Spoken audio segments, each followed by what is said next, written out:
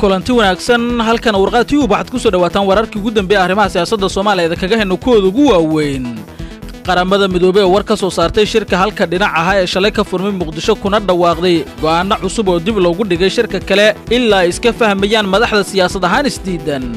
warar dheeraad ah oo laga helay kulamo iska soo horjeeda oo xalay Muqdisho ka dhacay xilli xaaladda siyaasadeed ee Soomaaliya meel xasaasi ay gaartay madaxweyne Farmaajo oo ku dhow in muddo kordhin loo sameeyo kadib fashilkii shalay ee shirka Afisyooni haddaba arrintan maxay kala socotaa beesha caalamka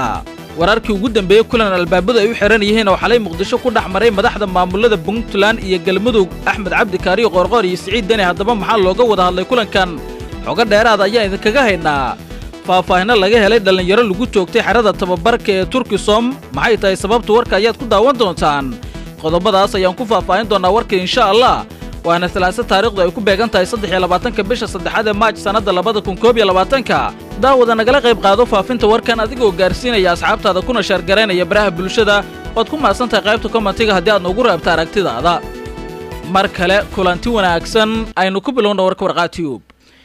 qoraal ka soo baxay xafiiska qaramada midoobay ee Soomaaliya ayaa lagu shaaciyay in shirka madaxda federaalka iyo kuwa dawlad goboleedyada ee shalay ka furmay magaalada Muqdisho caasimada dalka gaar ahaan xarunta Xalane loo bedeli doono wada tashiyo aan rasmi ahayn oo sii socon doona maalmaha soo aadan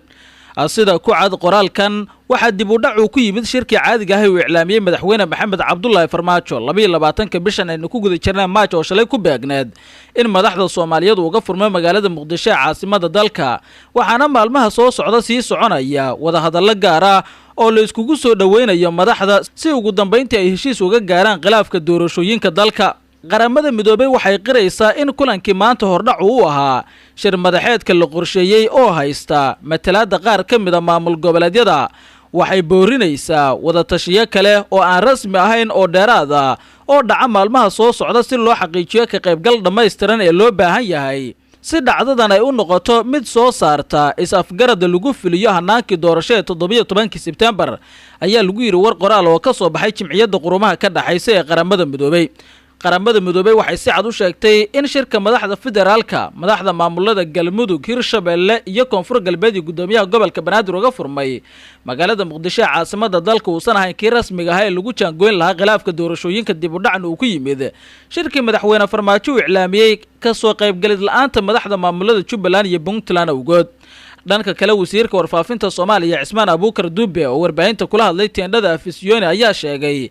inuu furmay shirki looga hadlayay khilaafka doorashada ee u dhaxeeyay madaxda federaalka iyo kuwa dawlad goboleedyada balse furitaankiisa aysan ka soo qayb gelin madaxda Jubbaland iyo Puntland isagoona ka codsaday in shirka ku soo biiraan waxaa dhanka kale soo baxaya xoga tibaaxaya in saacadihii ugu dambeeyay kulamo xasaasi ay dhaxmareen madaxda maamulada Jubbaland iyo Puntland xubno ka tirsan midowga musharaxiinta iyo sidoo kale wakiilka qaramada midoobay James Swan kulamadan oo xogtooda uu helay warqaatiyub waxa la sheegay in intooda badan looga hadlay xalinta khilaafka doorashooyinka iyo sidii labada madaxweyne maamul goboleed ay uga qayb gali lahaayeen shirka madaxda federaalka iyo kuwa dawlad goboleedyada qaarkood shalay uga furmay caasimada si maalmahan loo sii wado isku soo dhaweynta madaxda kadibna loo furo shirka khilaafaadka doorashooyinka lagu xalinayo waxaase jira qodobo iyo shuruudo ay wataan madaxda maamulada Jubbaland iyo Puntland halka dhankeeda shuruudo adag ay la timid filla Soomaaliya oo uu hogaamiyay madaxweyne Maxamed Cabdullaahi Farmaajo haddaynu ku hormarno dhinaca madaxtooyada dalka looga arrimiyo madaxweyne Farmaajo qodobada uu doonayo waxaa ka mid ah in marnaba shirka lagu xalinayo khilaafaadka doorashooyinka aysan iclaamin cid aan asaga ahayn shir gudoomintiisana uu yeesho haddii taasi ay dhici weysana wuxuu u arkaa in fashil siyaasadeed ay taasi ku tahay dhinacooda madaxda maamulada Jubbaland iyo Puntland waxay doonayaan in madaxweyne Farmaajo uu saxiixo warqad uu ku dhimayo awoodiisa sidoo kalena uu wareejiyo maamulka iyo hogaaminta shirka madaxda federaalka iyo kuwa dawlad goboleedyada laguna wareejiyo hogaamintooda ra'iisul wasaare Maxamed Xuseen Rooble iyo gudoonka labada gole ee baarlamaanka federaalka Soomaaliya arrimahaas oo dhan marka la fiiriyo waxay u muuqdaan dhinacyadan kuwa aan tanaasul badan ka sameyn doonin go'aanadooda saaxiibada Soomaaliya ee beesha caalamka ayaana la wada ogsoon yahay marka laga soo tago abaabulka shirkan in ajendayaasha iyo gudoomintiisaba ay kaga dambeeyaan madaxweyne Maxamed Cabdullaahi Farmaajo si kastaba lama oga sida uu ku qabsoomi doono shirkan loo balansan yahay ee madaxda federaalka iyo kuwa dawlad goboleedyada ee lagu cadaadinayo inay qabtaan si loo xalliyo khilaafaadka doorashooyinka ka taagan wixii war ay ku soo kordha wararkana dambe ayaan ku soo qaadi doonaa insha Allah imikana wararkii ugu dambeeyay ee laga helayo magaalada Muqdisho ee caasimadda Soomaaliya ayaa sheegaya in weli ay sii xoogaysanayaan isjiidka siyaasadeed ee Soomaaliya isla markaasina xalay ay dhaceen kulamadii ugu badnaa ee iska soo horjeeda loogana hadlay arrimaha doorashooyinka. kulanka ugu weyn ayaa ka dhacay guriga dalka looga aramiyo ee Villa Soomaaliya waxaana dhaxmaray madaxweyne Maxamed Cabdullaahi Farmaajo, ra'iisul wasaare Maxamed Xuseen Rooble iyo xubnaha ka tirsan beesha caalamka oo horay ula soo kulmay Axmed Islaam Axmed Madoobe iyo Siciid Cabdullaahi Deni. wararka kulamadaasi aynu ka helnay ayaa sheegaya in beesha caalamka ay damaanad qaadeen ka shaqaynta sidii shirka dambe loogu soo beerin lahaa labada madaxweyne goboleed oo hadda meel sare gaarsiiyay xaaladda jiidka doorashooyinka. madaxweyne Maxamed Cabdullaahi Farmaajo ayaa u sheegay dhinacyada uu la kulmay in dawladda federaalka diyaar ay u tahay boobsiiska doorasho heshiis lagu wada yahay, balse ay ku xiran tahay in ragga ka soo horjeeda ay la qaataan. dhinaca kale waxaa si la mid ah kulamadan dhacay kuwa dhaxmaray mucaaradka oo ay weheliyaan Axmed Islaam Axmed Madoobe iyo sidoo kale Siciid Cabdullaahi Deni.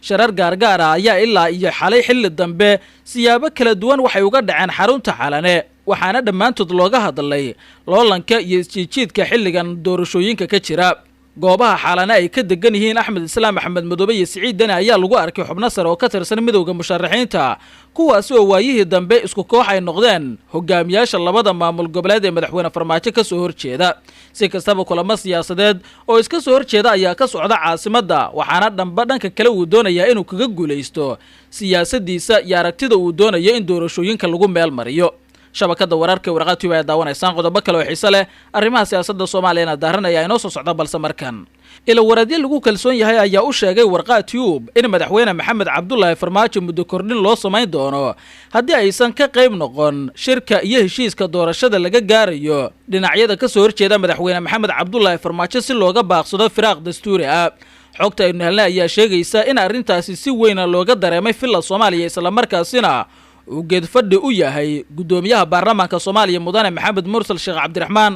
wararka ayaa intaasi waxay ku darayaan in sidoo kale beesha caalamka Villa Soomaaliya tilaabadan u qorshaysan ee muddo kordhinta ay ku wargelisay, balse ilaa iyo amar dambe in dib loo dhiga la isku raacay. Mursal iyo xildhibaanada ku xiran ayaa diyaariyay qorshe ugu yaraan muddo 2 sano ah muddo kordhin loogu sameynayo hay'adaha dawladda si meesha looga saaro xaaladda isjiidka ah ee dhowrkii bilood ee la soo dhaafay ka jirtay arrimaha doorashooyinka, loona diyaariyo doorasho heshiis lagu wada yahay muddadaasi 2 sano ee muddo kordhinta. madaxweyne Maxamed Cabdullaahi Farmaajo iyo saaxiibadiisa siyaasadda ayaa awoodda waxay saarayaan sida arrintan loo meel marin lahaa, meeshana looga saari lahaa khilaafka soo jiitamay muddada dheer iyo doorashooyinka xalka laga gaari waayay, iyadoo muddo kordhintaasi haddii ay dhacdo muddada 2 sano gudahooda looga faa'iideysan doono in la diyaariyo jawi degan oo doorasho xor iyo xalaal lagu qabto marka muddaxileedkaasi uu dhamaado. gudoomiye Maxamed Mursal Sheekh Cabdiraxmaan iyo xildhibaanada sidoo dhow ugu xiran Villa Soomaaliya ayaa arrintan gadaal ka riixaya, waxaase ka soo horjeeda xubnaha mucaaradka. waxaa si toos ah loogu gudbiyay beesha caalamka oo iyaduna arrintan wax ka ogolaatay hase yeeshee dalbatay in ilaa iyo amar dambe dib loo dhigo haddii xal laga waayo. madaxda maamulada Jubbaland iyo Puntland ayaana lagu dhawaaqi doonaa muddo kordhintaasi si dalka khilaaf dastuuri ah uga baaqsado sida xogaha warqad u helay ay tibaaxayaan. wixii war ay ku soo kordha arrimahaasi iyo dadaalada Villa Soomaaliya ay ku bixinayso muddo kordhintaana wararkana dambe ayaan ku soo qaadi doonaa insha Allah. imikana kulan albaabada u xiran yihiin ayaa magaalada Muqdisho ee caasimadda dalka waxa uu ku dhaxmaray madaxda maamulada Galmudug iyo Puntland, Siciid Cabdullaahi Deni iyo Axmed Cabdi Kaariyo Qorqor oo maalmihii ugu dambeeyay khilaaf xooggan oo dhinaca siyaasadda uu ka dhaxeeyay. waxaa kulankan soo agaasimay xildhibaano iyo senatarro ka tirsan labada gole ee baarlamaanka Jamhuuriyadda Federaalka Soomaaliya kana soo kala jeeda maamulada Galmudug iyo Puntland si ay u dhameeyaan khilaafka labada madaxweyne. ila xogogaal ayaa warbaahinta u sheegay in saacadii la soo dhaafay Muqdisho labada madaxweyne ay isku arkeen iskuna gacan qaadeen, khilaafka ka dhaxeeyana ay xal hoosaad ka gaareen. khilaafkan u dhaxeeya labada madaxweyne ee Puntland iyo Galmudug ayaa cirka isku sii shareeray kadib hadal jeedintii 22 Febraayo 2021 madaxweyne Siciid Cabdullaahi Deni uu ka jeediyay magaalada Garowe saacad ka badan khudbad qaadatay oo uu kaga hadlay arrimaha siyaasadda gaar ahaan shirkii Dhuusamareeb 4. madaxweyne Qorqor ayaa aad u dhiibsaday hadallada qaar maadaama uu lahaa martigelinta madaxda federaalka iyo kuwa dowlad goboleedyada iyo u kala dabqaadista madaxweyne Farmaajo, Siciid Cabdullaahi Deni iyo Axmed Islaam Axmed Madoobe muran ka dhashay dhinacyadan in ay sababeen in lagu kala tago shirkii madaxda federaalka iyo kuwa dowlad goboleedyada ay ku lahaayeen caasimadda Galmudug ee Dhuusamareeb. labada madaxtooyo waa ay ka aamuseen faahfaahin inay ka bixiyaan waxyaabaha sida gaarka looga heshiiyay, balse ila waradyo lagu kalsoon yahay waxay xaqiijiyeen in is-afgarad dhinacyadan u dhaxmaray. kulamada ayaa la sheegay inay sii socon doonaan ilaa iyo inta war-saxaafadeed wadajir ah oo muujinaya heshiiska labada madaxweyne ay gaareen ay soo saari doonaan labada madaxweyne goboleed ee Puntland iyo Galmudug Axmed Cabdi Kaariyo Qorqoor iyo Siciid Cabdullaahi Dani. ugu dambeynna ila waradii lagu kalsoon yahay ayaa warbaahinta u xaqiijiyay in la dilay ugu yaraan 2 wiil oo dhalinyaro ah kuwaasi oo qayb ka ahaa 500 oo dhalinyaro ah oo shalay tagay xarunta Turkisom ee magaalada Muqdisho. dhalinyaradan ayaa rabay inay ka mid noqdaan ciidamada Soomaaliya ee uu tababaro Turkiga, waxaana la sheegay in laga qaatay 200 oo ka mid ah dhalinyaradaasi tagay goobtaasi. wararka uu helnaa ayaa sheegaya in dhalinyarada soo hartay oo gaaraya in ka badan 300 oo qof ay gadoodeen isla markaasina ay isku dayeen inay xoog ku galaan xerada Turkisom si loo tababaro, waxaana kadib rasaas ku furay ciidamada ilaalada ka ahaa saldhigga Turkisom ee magaalada Muqdisho. marka laga reebo geerida 2 ka mid ah dhalinyaradaasi waxaa dhaawacmay dad ka badan 5 qof oo kale sida ay noo xaqiijiyeen ila wareedyo xogogaala. saraakiisha Turkisom iyo dawladda federaalka Soomaaliya kama aysan hadlin dhacdadan. mar warbaahinta ay xiriir la samaysay dawladana waxay ka gaabsatay in ay ka jawaabto dhacdadaasi. Soomaaliya ayaa waxaa ka jira shaqo la'aan xoog leh, waxaana dhalinyarada muddooyinka ugu dambeeyay ay buuxdhaafinayeen goobaha ciidamada laga qoray ee magaalada Muqdisho si ay u helaan shaqo iyo nolol dhaanta tan hadda ay ku jiraan rajo la'aanta baasan ee u soo muuqata. guud ahaan intaas ayaan ku soo gabagabeynayaa warkaad kala socotaan warqaha Tube. daawad haddaad ku cusubtahay channelkan ugu soo biir, subscribe da urkume kadibna fura gambalaalka tan ay kulantay daba nabaday.